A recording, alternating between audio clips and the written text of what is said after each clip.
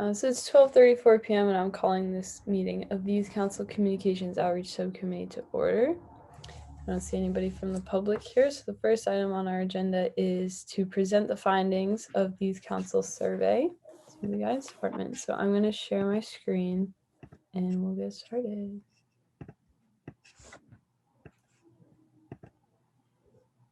Can everybody see that okay? Sure can. Okay. So just a brief overview of the survey, just to remind people, it was administered during homeroom advisory and everything was optional and anonymous. And there was over 600 responses collected and included in this data. So in terms of the survey's population, we did get a pretty even spread from all 4 grades. The juniors did win, which good job, Lauren. Y'all pulled through. And then there's a pretty even split overall, so. Yeah. And then if Lauren, you want to take this question.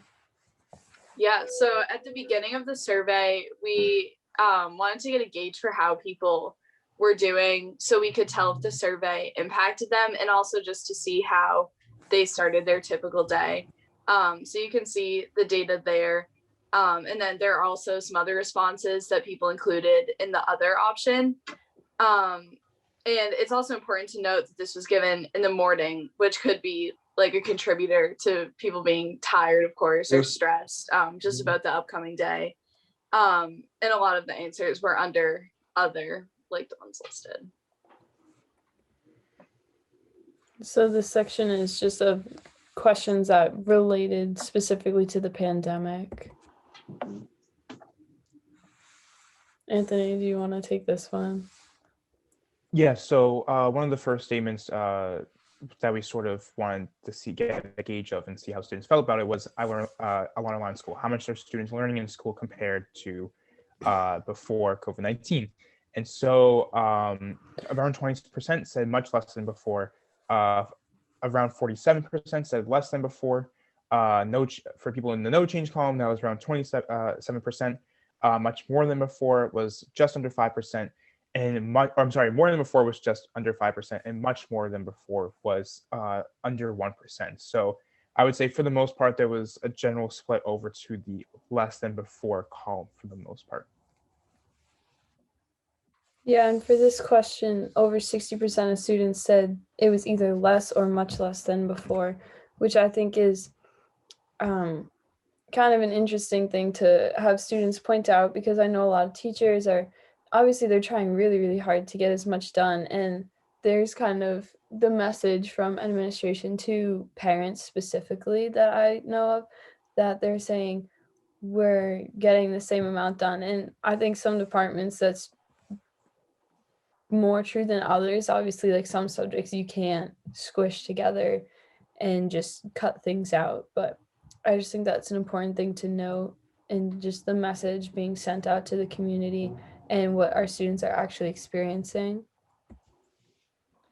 So for doing fun things with friends, this was again before, to survey people to see how they were doing before the pandemic.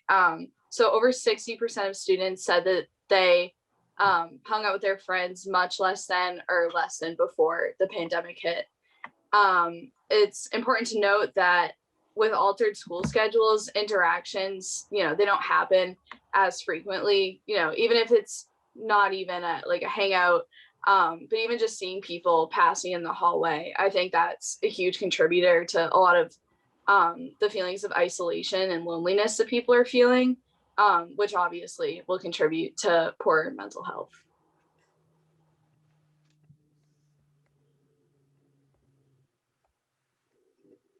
So this next one is how have your stress and anxiety levels changed since the beginning of the pandemic? And it's pretty evident that students are experiencing much higher levels of stress and anxiety since the beginning of the pandemic. About 80% of students said it was either slightly or much higher than before, referring to before the pandemic. There's a couple things that we kind of think this could be attributed to, including like the lack of social interaction students have with their peers, and combined with the expectations of their teachers and the need to process major world events going on around them is just stressful. Each of those on its own is obviously really stressful, but then when you combine it all, it's obviously going to be even more. And increased isolation from family and friends, which is often occurring through quarantining, which nobody really has any control over. It's not like anyone is purposefully doing anything wrong. Students have like anxiety will go up due to that, stress will go up due to that. They could be worried about their friends and their family in addition to their own health. So that's also a contributor to the increased levels, or at least we think it is. So sort of on a more positive end, we asked, have you been able to maintain or grow relationships with family and friends during the pandemic? And over 80% of people said yes. And I think that's at least something on the bright side to look at here, that people at least have been able to maintain those relationships with family and friends to a certain extent, whether that's virtually or socially distanced. And I think what I sort of hope that this fact proves is that there are many students who have a form of support through their family or friends during this time, because obviously based on the previous slides, you're seeing people are more tired, people are more stressed, and people are just more, I think, burnt out as a whole. So I think seeing this is definitely a good sign to know that there is a form of support possibly that is available to these students. And I also think it's kind of important to note that in seeing these results, the approximately 20% of students who said no, that they haven't been able to maintain or grow relationships, that this isn't really just a yes or no question for them. It's obviously like if it happened to any of us, if we lost friends because of something so big and so uncontrollable that's causing stress already, that's going to have a negative impact on someone's mental health regardless of their age or their situation. So that's just another factor on top of everything else already going on. So these statistics talk about staying in contact with family and friends. One thing that made me really glad was that a lot of it is, it's unfortunate that it has to be virtual, but I think that with social media and video calls, those percentiles being more than in-person visits, I think that that's great, that people can kind of find ways to be able to safely see people and maintain those connections. And then a lot of other answers also included so like different forms of social media. And then some people didn't use any of them, which is totally okay. I think this whole situation is kind of bringing to light different ways that people find to cope. And I think that knowing those ways that people can do that will really help us plan for, hopefully this doesn't happen again, but if it did, we'd be prepared, and even plan for post-COVID if that ever happens. I'm sorry, I just want to add one more point to the previous slide. Personally, I'm a huge Discord user, and like it's for sure Discord has been a lifesaver in maintaining my relationship with my friends, for sure. Just being able to, you can always just go into a call with your friends just at any point, and it's just really great. They just like message them whenever, go into a call whenever. I think it's a really great platform, especially during a time such as this. And on the topic of coping methods, there's a ton of different activities that students told us they were using to cope and helps them with stress and anxiety, including sleeping, reading, exercising, playing video games, music, writing, talking to friends or family. Obviously, this isn't all of them, but this is just kind of an overview of what a lot of the responses seem to point to. And so it's great that we're able to know that students have things they can lean on. They have ways to get that stress and anxiety out of their body and minds, even if it's only for a basketball practice or something like that. It still will help them. And even though we do know students have this, it's really important to note, at least we believe it's important to note that like no singular activity can completely cure stress and anxiety, if you want to put it that way. You can't there's no way one activity can do that, but it's obvious that students do know what helps them cope. And then this has to do with school specific and more mental health specific questions. All right. So unfortunately, 41% of the people taking the surveys said that they worry about school very often. I think that in a lot of ways, school could be a distraction for people. But in other ways, if we don't have a lot of sports and other interactions in our lives, school is kind of taking over what those activities used to be able to do for us. So there's a very small percentile of people that said they don't worry about school.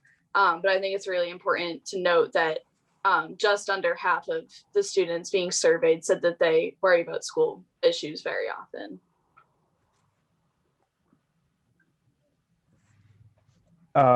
And sort of going off of that, we asked during the past 3 days, did you feel tense, nervous, or worried every day or for more than 2 weeks in a row?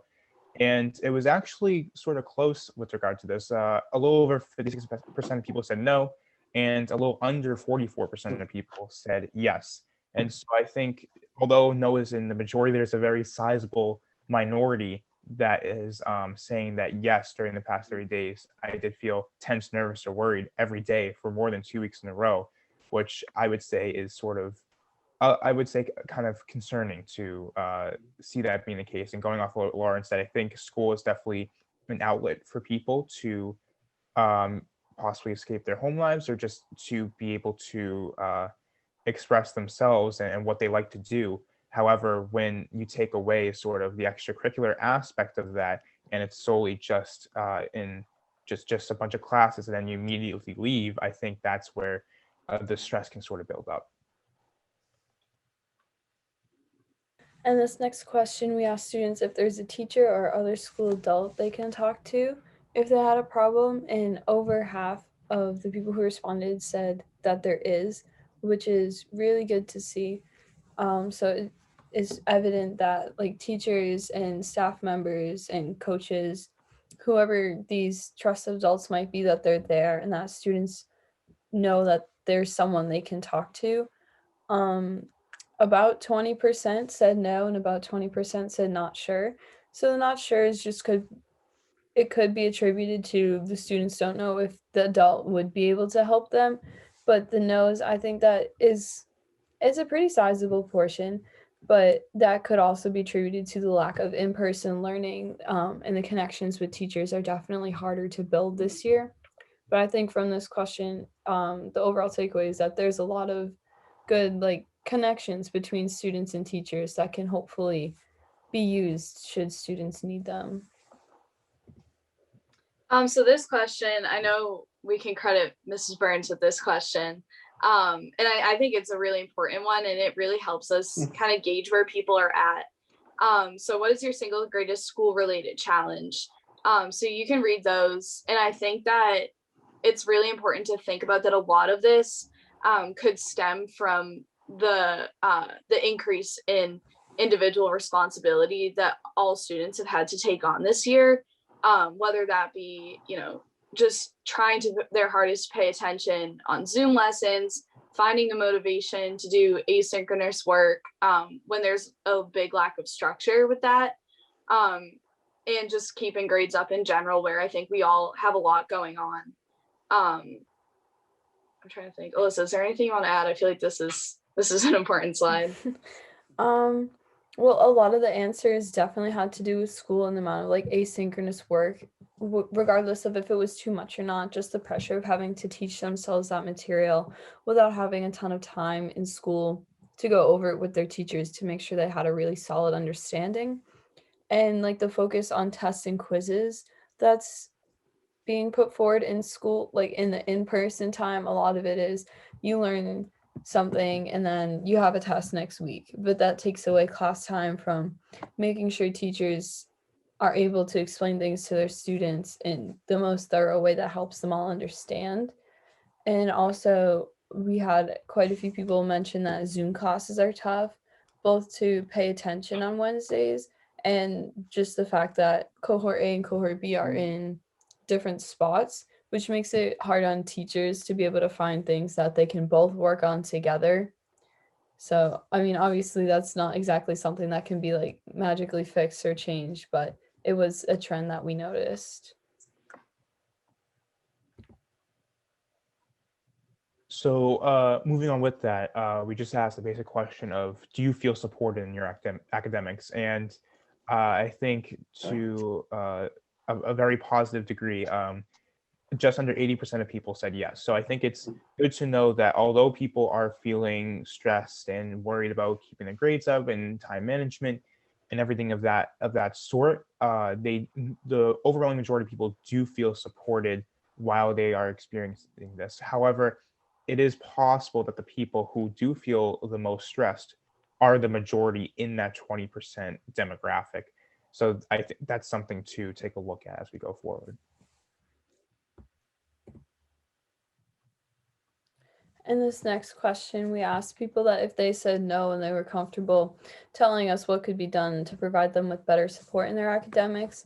A lot of them had to do with teachers providing more resources, and more understanding grading policies was something that there were quite a few people who answered, kind of just taking into account that there's less quizzes and tests this year, so maybe they should be worth a little less in the grade book. Like, I know certain departments put really heavy emphasis on tests and quizzes, and if you do bad on one and there's not a lot more, it's really hard to keep your grade up even if you're doing all the homework and everything else is 100. Assigning less work was also something that people brought up, and this kind of goes with the providing more resources.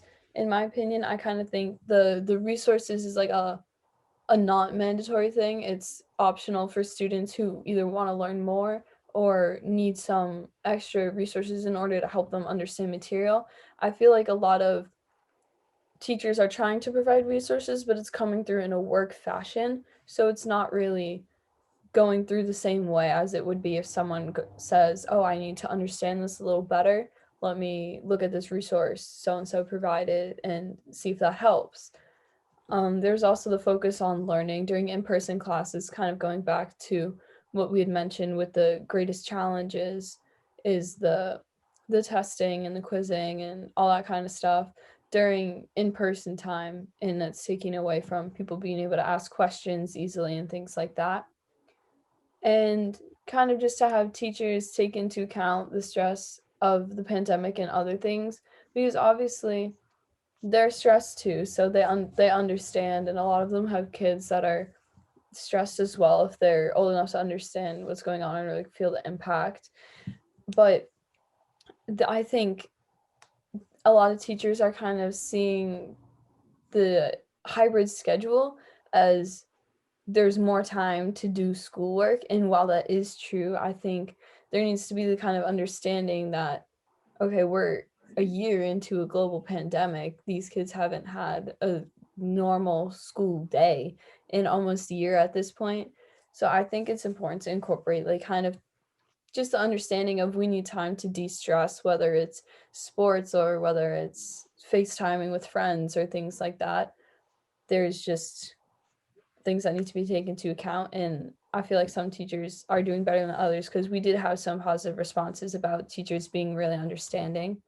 And somebody pointed out that teachers randomly call on people during Zoom, which is something that I feel like not a lot of people think about, but it can be kind of stress inducing for people if they're like trying to listen and trying to learn, and all of a sudden it's like, hey, what's the answer to this question? It can be really stress inducing for them if they don't want to be on camera, if they don't know the answer, because you have the whole class staring at you on a screen.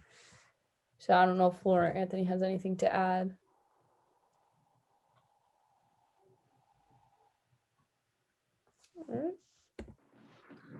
So this question isn't super focused. I think it's more of kind of an administrative piece. But the way that people feel during school can obviously contribute to their mental health.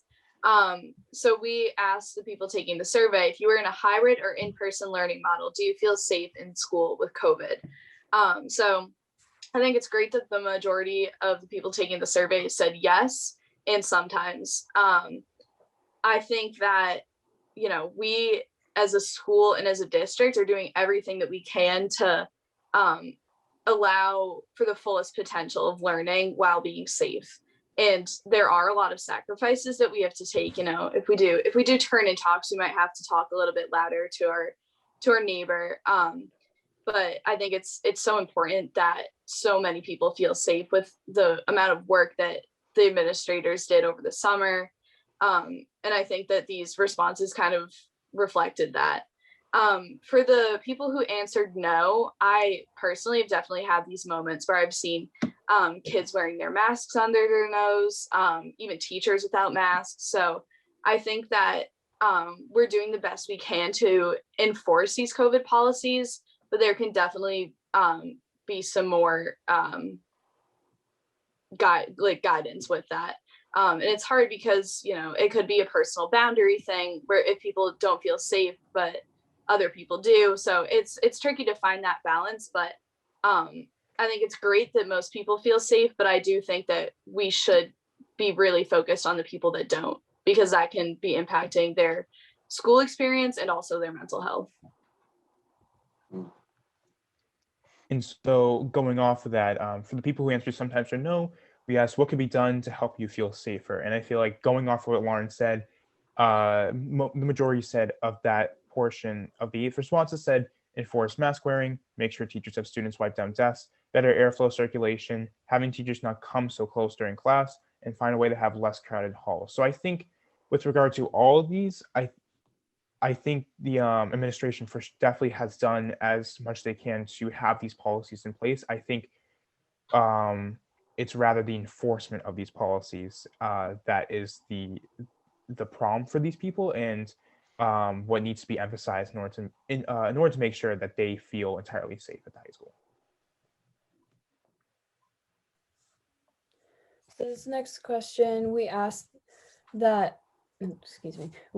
outside of school, how many hours do students have to themselves on a typical day? So assuming they spend the average amount on homework, school, and extracurriculars and all that kind of stuff.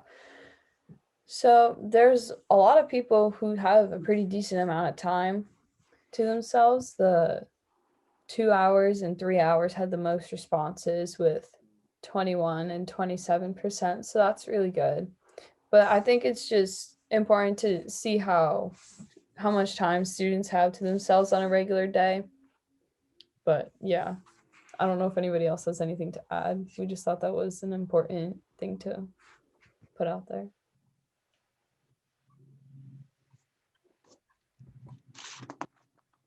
And this next section was for students who have quarantined, if they felt comfortable answering.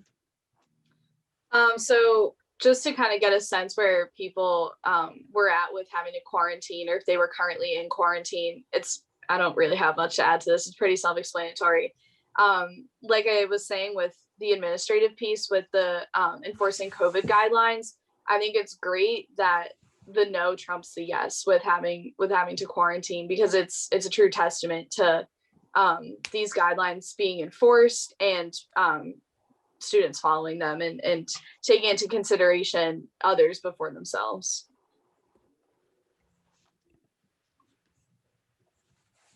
And so for those who had to quarantine or self-isolate, we asked on a scale of 1 to 10, how you supported would you say you were while quarantine, including emotionally and academically, and just mentally and just at large. And there's a lot of different percentages to look here, but I think the biggest, I think most people are feeling in the middle. The largest percentages are 5, 7, and 8, and with 4 and 6 also being near or at 10%. So I feel as if somewhere between 4 and 8 is where people are feeling. So people aren't feeling entirely unsupported, although there certainly are a decent number of people who did answer in that regard. And there aren't a huge number of people equally who are feeling fully supported. So I think people are feeling a little bit in the middle of the road with regard to how supported they are about quarantining. We did ask students that while they were quarantining, how well their teachers communicated with them about material and assignments and things like that, because obviously that's something that can't be ignored during quarantine, but we want to make sure everything's happening effectively and in a way that supports students well. So about 12% of students said that their teachers didn't communicate with them at all, which is pretty concerning.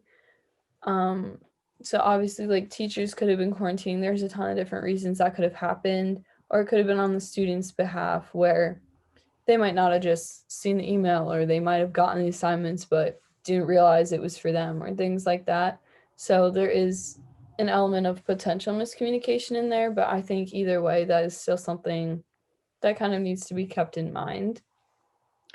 About 38% of people who responded said that their teachers made sure they had the material, but they could have been a little more understanding regarding due dates and makeup work. So it's good to know that this combined with the 33% saying that they communicated well and were good with makeup dates, there's a majority of students saying that they got the material they needed. The majority of students are like their teachers reached out to them, which is a really good thing to hear because that's especially important. Like you need the support. You can't just, since especially because we're not having like Zoom into classes all the time, it might be harder for students to stay up to date on what's happening. So it's good to make sure that teachers are communicating. And then for other responses, there was evidence that students, teachers were generally kind of mixed with their communication, with some reaching out and others not reaching out until the students had emailed them themselves. Some issues that seemed to keep recurring in responses was teachers not sending assignments and not responding to emails super quick, which was detrimental to the students' ability to keep up with the work and things like that. But some other responses included positives, like apparently teachers are having some students zoom into class, which is great. They're making sure they're there for what would have been the live learning, and they're making sure that they have all the materials they needed, which is really good to hear. So maybe that's something that could be looked into, is like zooming the students who would have been there in rather than focusing on trying to bring the whole separate cohort that's all of them are at home into the school. So this slide I think is probably the most appealing to the guidance department. While you were quarantining, did school adults such as guidance counselors reach out to support you? So we had a relatively even split with yes and no. And I know guidance counselors, obviously, like you guys are literally doing God's work during this with colleges, making sure students are feeling supported, checking in with people and all that sort of stuff, and meetings and just things like that. I think that it's great that, even though it was almost 1% difference, that students did feel supported. I think that it is important to note that almost half of students didn't feel supported. And I think, maybe if we do a follow-up survey, we can kind of ask people to go into more detail about the things, what this could look like. And for those who answered yes, we asked, was the support provided beneficial to you? And the overwhelming majority did say yes, with 81% in that column. But there were around 19% who did say no. Obviously, I believe in the next slide, we talk about what reasons that was the case. But I think we should definitely be positive about the fact that there were so many people who received beneficial support, but also acknowledge the fact that there is a decently sizable minority who did not. Yes, and Anthony was right. We did ask that if students said no, if they would provide us with some information on what would have provided them with better support, both in the academic and guidance sense of things. So some of them were teachers responding to emails quicker. So obviously that has to do with the making sure everything is up to date and making sure students know what's going on, and them making due dates clear, which is also equally important because if students don't know the due dates, they might turn things in late, and then their grades might drop as a result, which is not good to see, especially if they're doing the work and they're doing it well. It was also giving students access to PowerPoints used in class, which I do know some teachers do this, but maybe some teachers are just don't think about it or things like that. But that was definitely something that came up a few times. And then simple check-ins to see how students are doing, maybe just not in an academic perspective, just like, how are you doing? It, with nothing about grades or assignments in that same email, because I feel like I haven't quarantined, but kind of an assumption I've made from reading through the responses is how communication is working is kind of, how are you doing? Here's your assignment. Okay, thanks. Like that kind of thing, which is kind of sad because these kids aren't able to do anything for 10 days, 2 weeks, depending on what they're quarantining for in those specific guidelines. But we want to make sure that students don't feel bombarded with academics, but also want to make sure they have the support they need. And there was also a few responses that pointed out that people who actually have the virus aren't just quarantining because of exposure. It might be a good idea to give them a lesser workload, at least while they're like feeling sick, because obviously we know that this can take healthy people to a level where it's not plausible to do work for 5 hours a day. So I think that's also important to point out. But obviously, there could be students who try and fake more serious symptoms to try and get out of work. So that is a concern if that is something that's implemented. So then I believe this is the last slide, we asked people for recommendations for what could be changed and what could end up being beneficial. That was a tongue twister.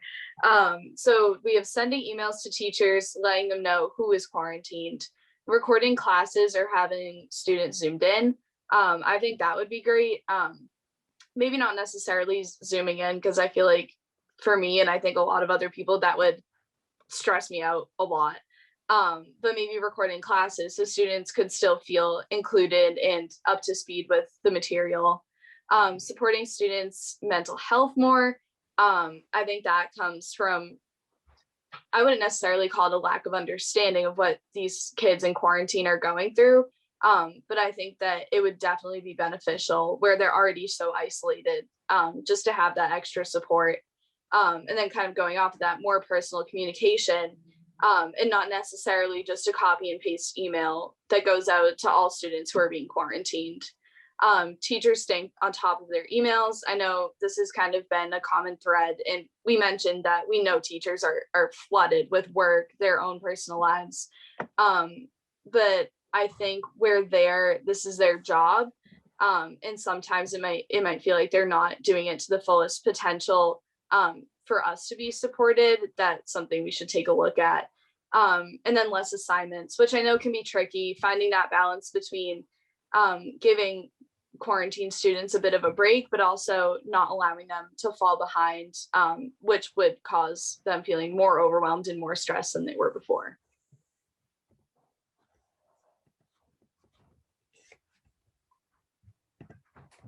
All right, that was the last slide. So if you guys have any questions or anything, we'd be happy to take them before we move into like a more discussion part. That was awesome. So thorough and professionally put together for the results. I mean, that's a lot of data that gets plugged in, and 600 was over 600 students, which, you know, that for a survey, that's good. You know what I mean? I mean, that percentage wise, that's pretty high when something you can't actually make someone do it. You know what I mean? And they obviously found value in giving their input. So just that alone, to see that many responses, and then that allows you to really, you know, validate all of the different answers that you saw. It wasn't like 10 kids said this, so is it really true? And that's a really good round assessment. And it's kind of odd, it's almost a 25% across the board each grade. So it wasn't like all seniors did it and not the freshmen, or the other way around. It was interesting. I was exactly divvied up. but I don't know if other people want to jump in. But I took a bunch of notes. I know you probably maybe hopefully share that with us so we can have it all nice professionally. I have all like little scribbles over here, but of some of the things I saw the most. But I don't want to do all the talking. I don't have any questions, but I have a lot of notes too. Yeah. And I just want to say, I'd like to say that I just really appreciate the thoughtfulness that went behind the questions, and the way you worded the questions were, I think, were just, I could tell they were written by students, you know, from like your perspective. And I think that really makes a difference. And it really helped to uncover and reveal some really important issues and how students are experiencing this year. So I really appreciate everything that you've done. And I wrote down a lot of notes. I definitely am looking forward to looking at it again. There's so much information. I need time to really process it. But some of the things really did jump out at me from my perspective, my lens as a counselor, and especially the issues where it was like, oh, it seemed positive, but what about that, 20%, like, so I really, I'm trying to see if I can think of an example, but it's those numbers too, that I think it's really important for us to take a look at that and to really investigate on a deeper level, like, how can we support the 20%, the 5%, the 10% that aren't getting what they need as well. So it's just a big picture. And I'm looking forward to furthering the conversation, being part of a conversation moving forward of how we can affect some change. So thank you. I mean, I would also like to echo what Mr. Robinson and Mrs. Burns said. I think having something like this that you all prepared for teachers and staff and administrators to look at and be reflective about and think about, even the way you asked questions, right? Like the questions that matter to you to ask, and have teachers think about the way they can help students kind of address those questions in person while they're here together, or face-to-face on a Zoom if they're in the full remote model. I think that could be a really helpful kind of practice for the remainder of the school year as we look to maybe readjust again in the fall, maybe even sooner than the fall. So to have this data, I think, is helpful, because otherwise, anecdotally, it's hard to push something into change or action. So I'm excited to hopefully have conversations with teachers about this too. I'll be right back.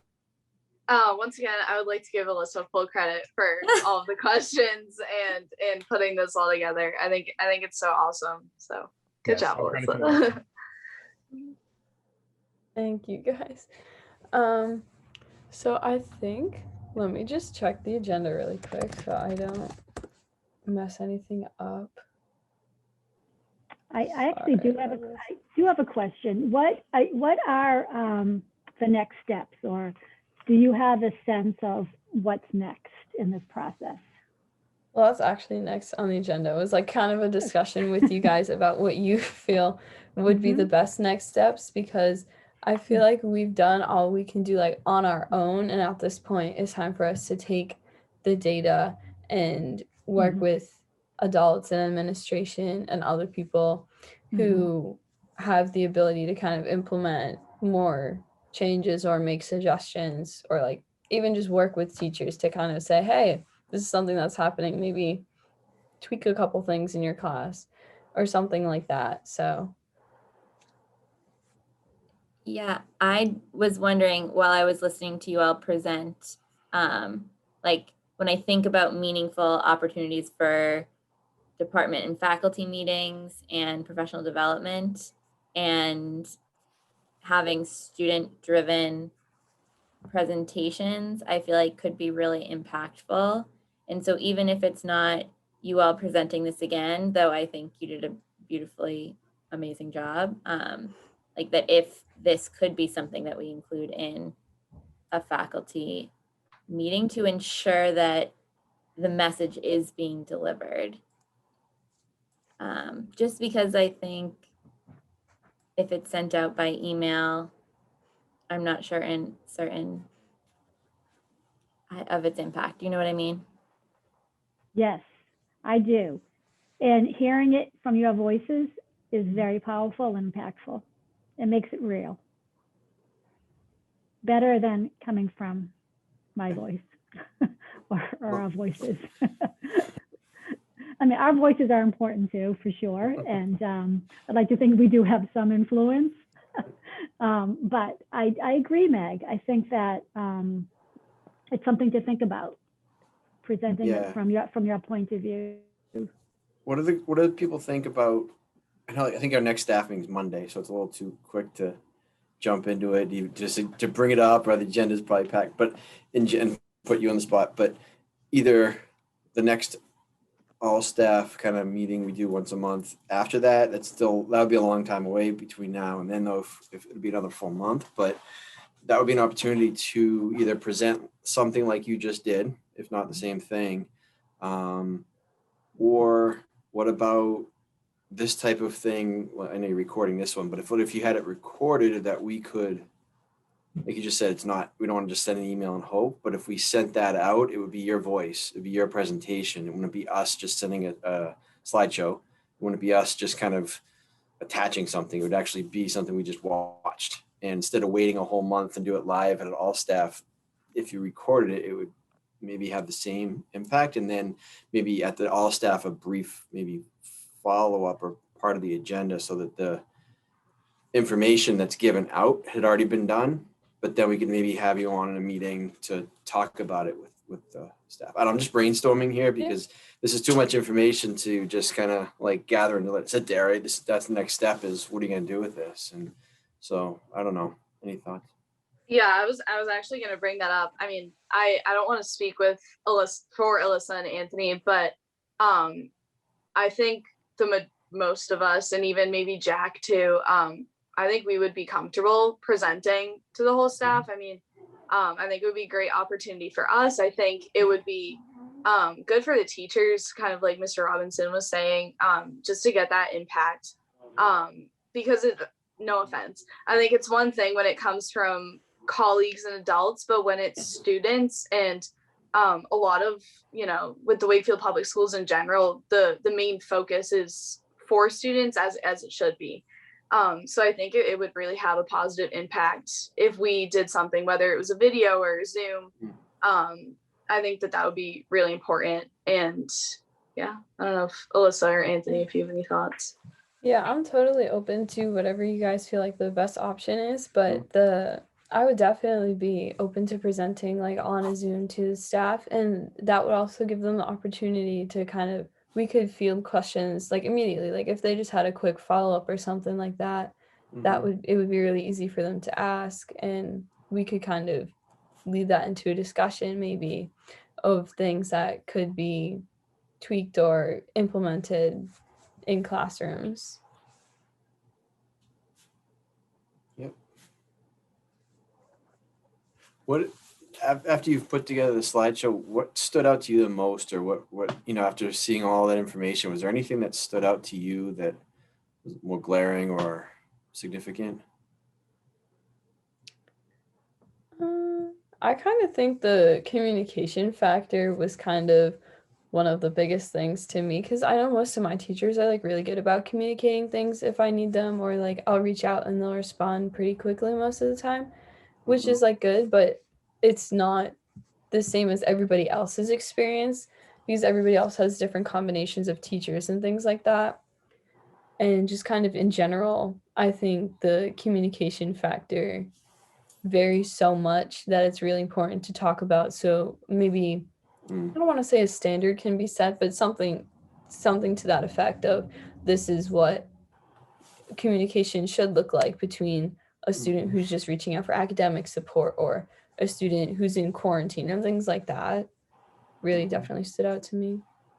Yeah, I think that communication piece is probably one of the biggest things that we should focus on, because I think, as I said before, everyone is feeling so isolated, and I was actually talking to my mom about this. But I think where we're back in school and where the commissioner of ed for Massachusetts wants to go back full time, I think that there's a standard that even though we are back and we still are maintaining these connections, a lot of people are still feeling isolated, and that's not being validated.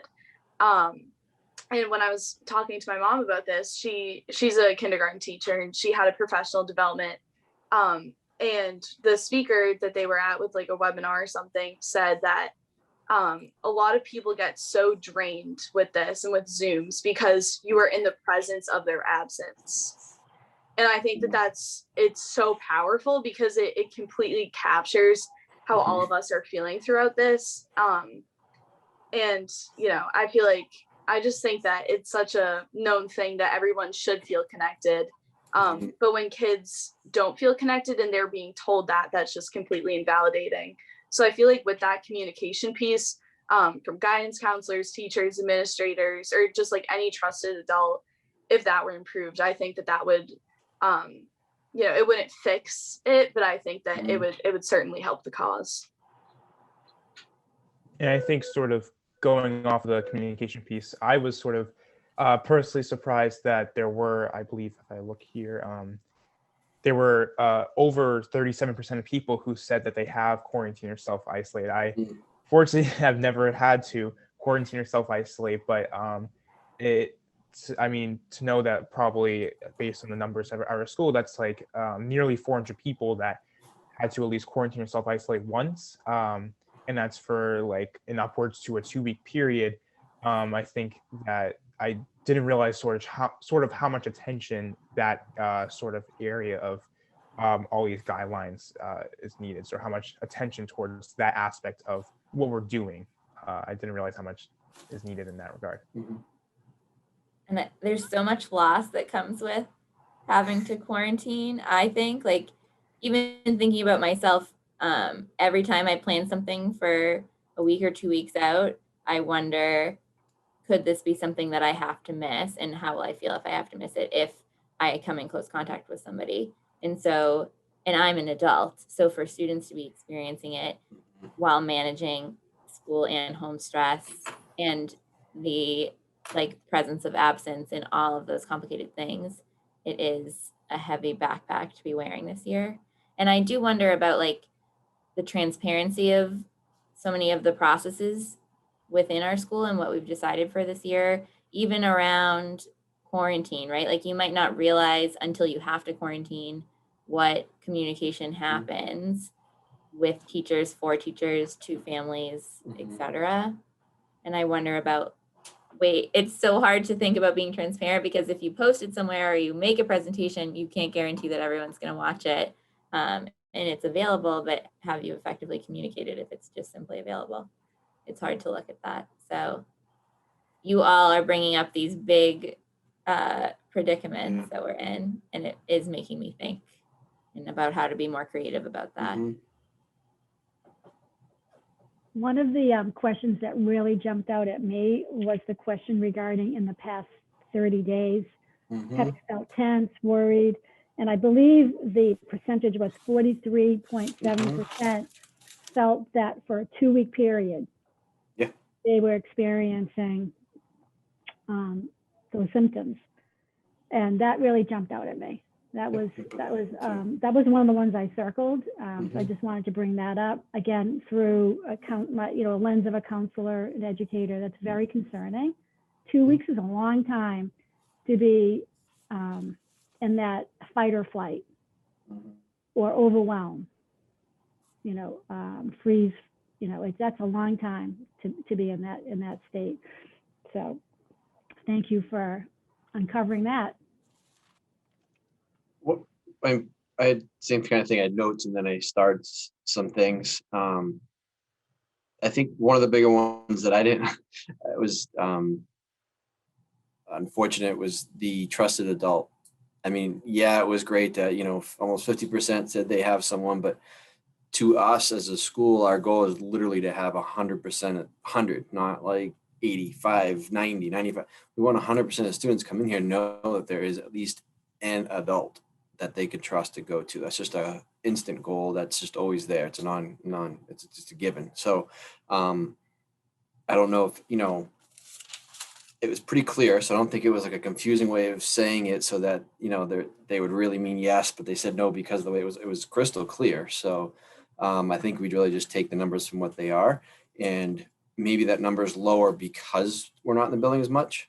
Maybe if you're in here in a typical year, you're exposed to more resources and you think more and you're like, oh yeah, you can go to so-and-so. But maybe some of those students checked off no that wouldn't normally have because they don't have the ability to get to these people, so maybe that was a little bit, because I've seen surveys in the past and it seemed like the numbers were typically a little bit higher than that. It's never been 100%, but it's been fairly high. And to see it at about 50, I forget the numbers they had, or you had, I think it was 20%, 22% don't, and then 23 were like kind of unsure. To me, that's not you should have a yes. So that's about 50%.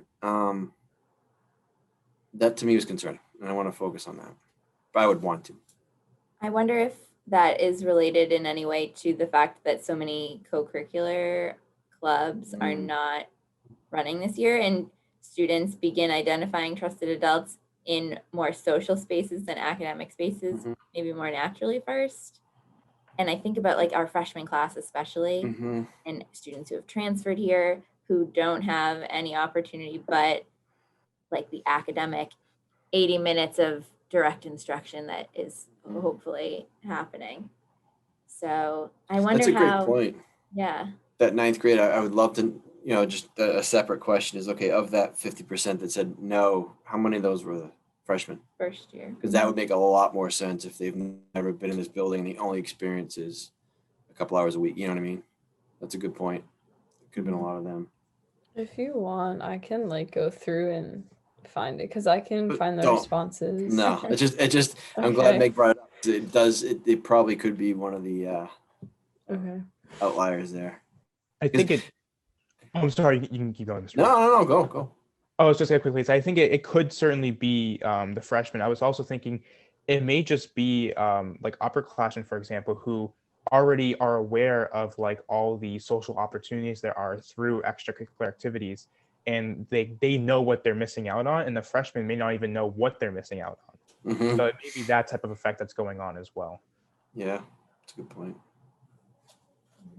Also, a large percent of that could also be fully remote students, because I know that, we're all trying our best and we're finding things that work and can be consistent. But even just like emailing a teacher and asking them if they can do a Zoom check-in, I think that takes a lot for people. And just like that's the stigma around that, and asking for help and maybe feeling like a burden because everyone knows that other people have things going on. And so I feel like a lot of it is just kind of maybe people feeling stuck and almost awkward in a way about asking for help. And I think that's going to try to be a main point that we bring across. And one of our next steps is, okay, we have this information, and then how can we, provide resources or suggestions or even just lists of who's, guidance counselors divided by the alphabet, just so where people, they can have a place to start. I think that would be huge. I definitely agree with what Lauren said about people being nervous to reach out and feeling like they might be putting a burden on somebody else's plate. Like, I think that's a very common feeling, like regardless of who you're even reaching out to, even if it's a friend, like you want to make sure that they're able to handle what you need help with before you just go start dumping on them and being like, this is what's wrong and this is really stressing me out, when they might be feeling the exact same way about a different problem. So I feel like people, especially now when we all know that everybody else has so much stress and so much going on about all the different things happening, that people just really want to make sure that their coping strategy or what they're trying to do to help themselves isn't going to hurt somebody else. Really interesting point. I think a huge part of people asking for help and having a trusted adult is that they want validation. Because like I was saying before, everyone is having different experiences, and it's very widely talked about that, we're doing the best we can. You shouldn't feel isolated because you're seeing people. And just where everyone is going through different things, and people have different home lives, and, not everyone might have a therapist, or, just stuff like that. I think a big piece that's just so important is that validation from an adult, because it can be one thing to hear it from your friends that they're going through the same thing. It can be another thing hearing it from your parents or your guardian. But I think having a teacher that you can openly talk to about things, and who can see that happening in school as well, I think that validation is just huge.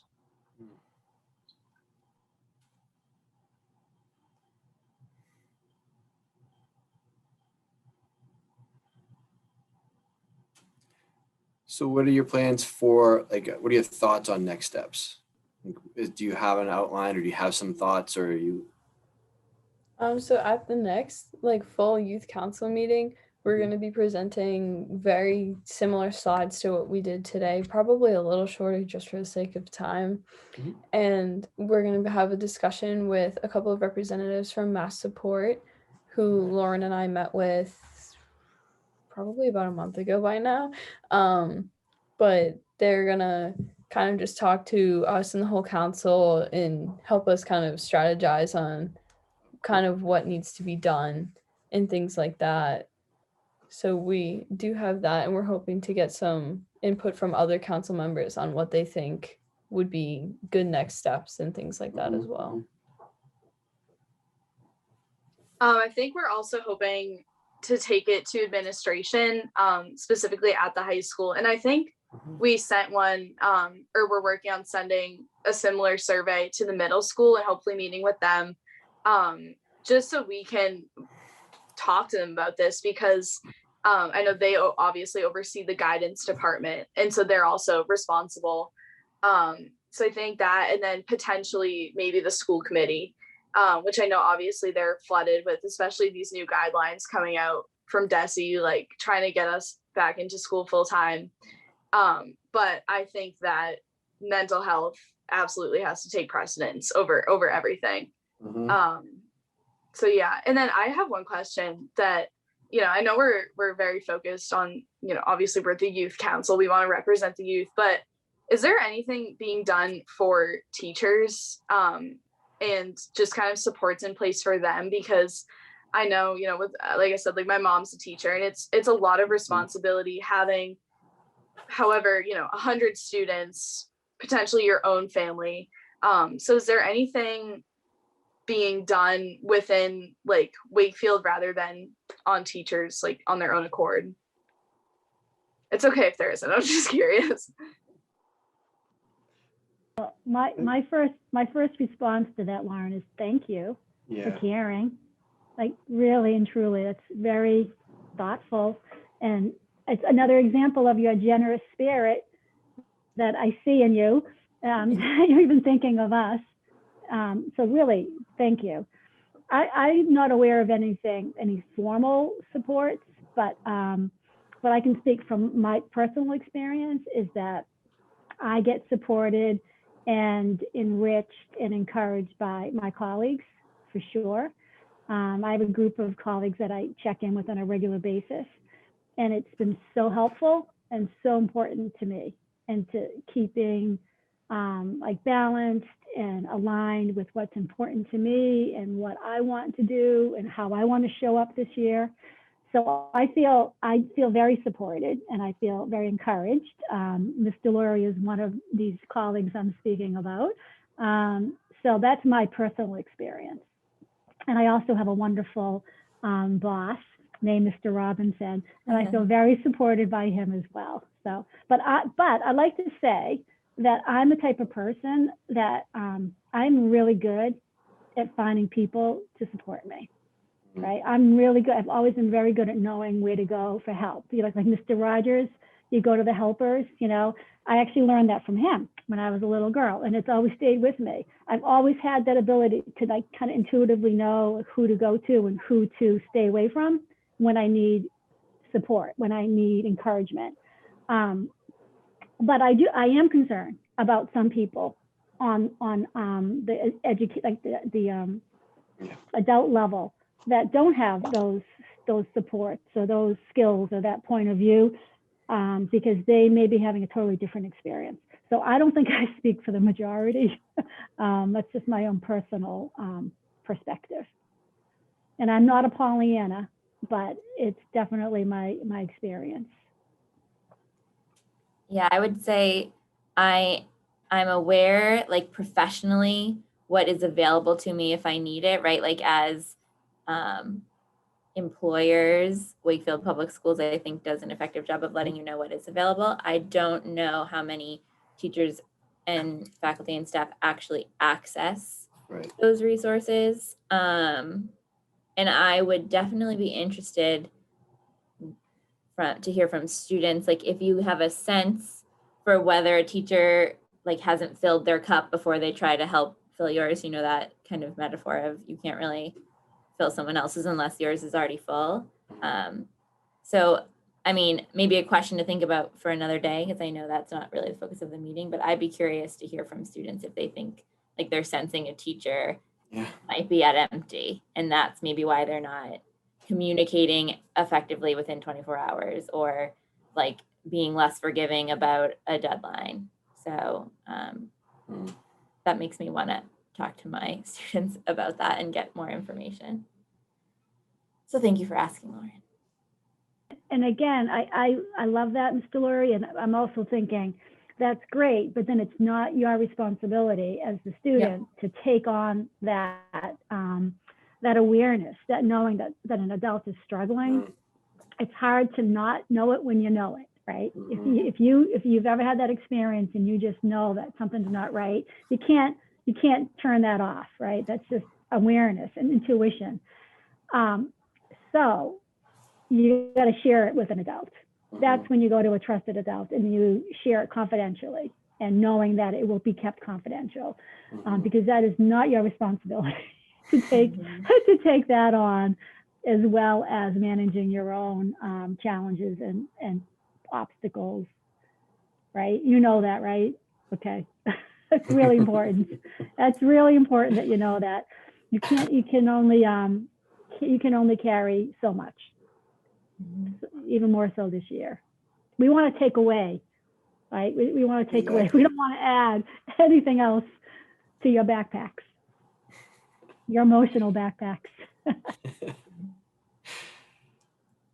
When is that meeting you have with the council? That one you mentioned you're going to present again to them?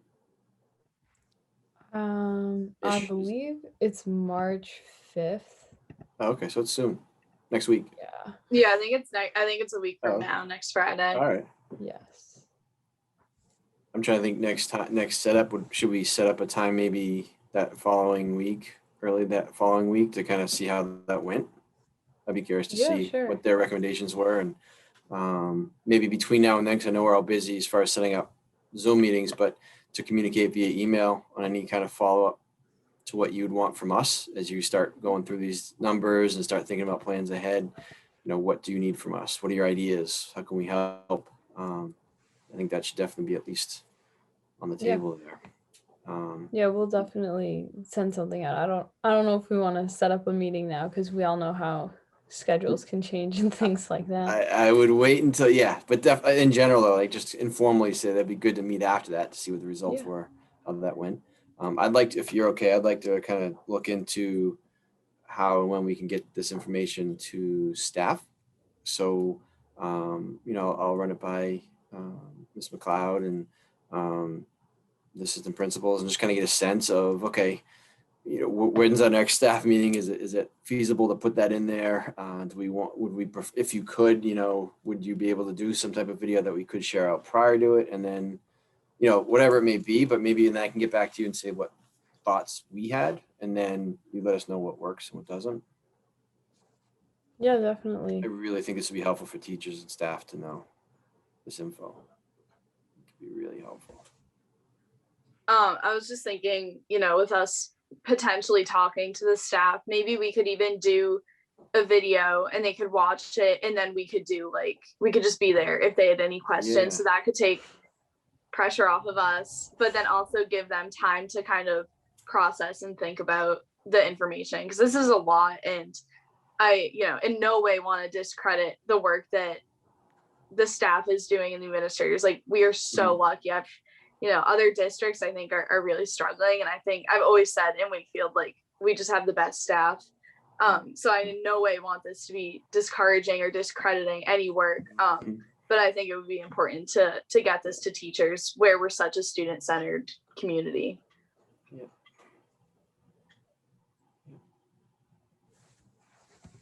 All right. All right. Well, thank you so much again for all of that work of getting it together, packing it all in, and then presenting it so concise and user friendly to understand. Right. I mean, that was a lot, but it was so clear on the presentation. So, and a very nice job presenting too. That was, public speaking skills is not a given, and you're all really handling it well. Anytime we've met, I've been impressed. So good for you on that. All right, yeah. So why don't we just go with that? We have your meeting coming up. We'll set up a time to meet up after that. We'll look into some ideas on our end to get that out to staff. And if you think of anything, you let us know. And we won't commit to anything until we get your approval and buy-in, obviously, but just want to start that process. And then if there's I feel like there's just same thing, like digesting everything we just saw, right? Like, I think it'll take me a minute to really kind of digest everything we just heard, which is a good reason to do, I think, a video ahead of time, because then you do want to start thinking, okay, really helpful, but how do we act on it, right? How are we going to improve? Yes, and I'll make sure I send that presentation out to you guys. And if you ever have any like follow-up questions or anything, just shoot any one of us an email, and we'll be happy to clarify, answer, suggest whatever you might want from us. Awesome. Thank you. Thank you guys so much for coming. Thank you for thank coming. you. Yeah. Yeah, no, really proud of you. Appreciate everything. Well done. All right, we'll be in touch. Bye. Bye. See you Have a this nice weekend. day. Bye. All right. Have a great weekend. You. Bye-bye. Well, that was good. I feel like we're so lucky to have people so open to this feedback. They're just, I love all of them. They're just amazing. They're very attentive to like everything. Yeah. Taking so many notes. Just so happy about. I'm so sorry. I have to go to my dentist appointment. Oh yes. Good No, luck. But Alyssa, is there anything else on the agenda that we gotta do? No, that's it. So if one of you so guys I can- wants to motion, we can vote real quick. I motion to adjourn the meeting. I second that motion.